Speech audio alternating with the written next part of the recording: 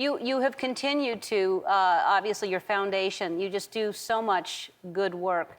Is there one thing that you are the most proud of that you've done since you've left office? Yeah, I guess. Well, let me mention two because they're entirely different. My foundation has a lot of direct activities.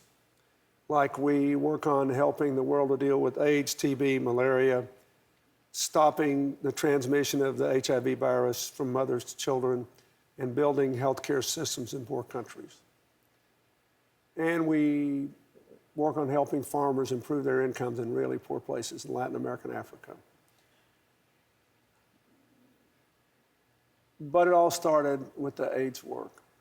And essentially what we did was to drastically cut the cost of producing and delivering AIDS medicine, so that now of the more or less 8 million people in poor countries that get this medicine to stay alive, about half of them get it off contracts negotiated through our foundation with guaranteed payment, including 75% of all the children on Earth that are being kept alive by this.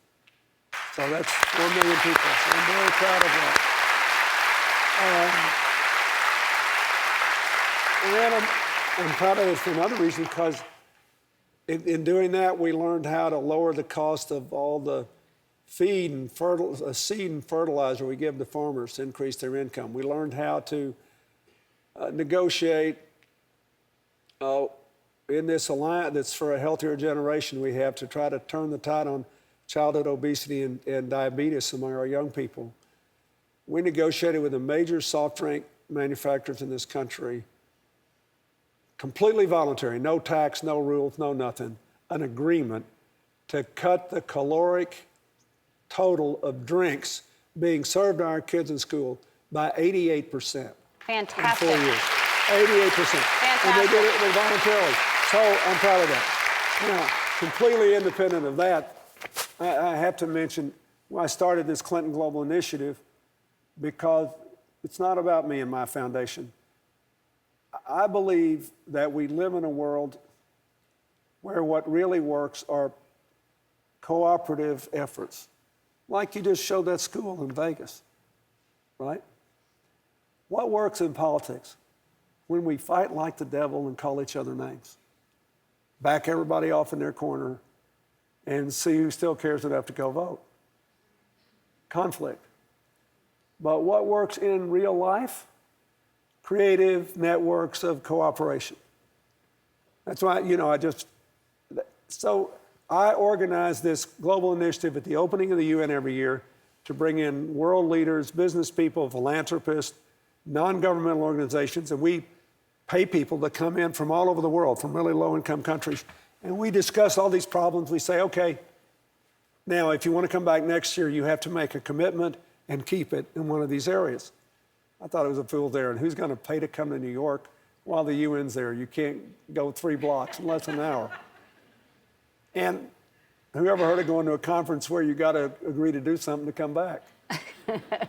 Nobody will come. But after 7 years, we've had $70 billion worth of commitments made that have already helped 400 million people in some way or another around the world. And, fantastic. And the reason I say that doesn't mean government doesn't matter, doesn't mean business is not important. What really works in the modern world, in every successful country, poor, middle-income country, rich, is if you have a strong economy, effective government, and a vibrant non-governmental sector. What you would call it, and non-governmental sector can be the local United Way, can be an effort to rebuild those schools in Joplin, Missouri after the tornadoes. Can be anything, but the point is, what works in the real world is working together. What works in politics is beating each other up.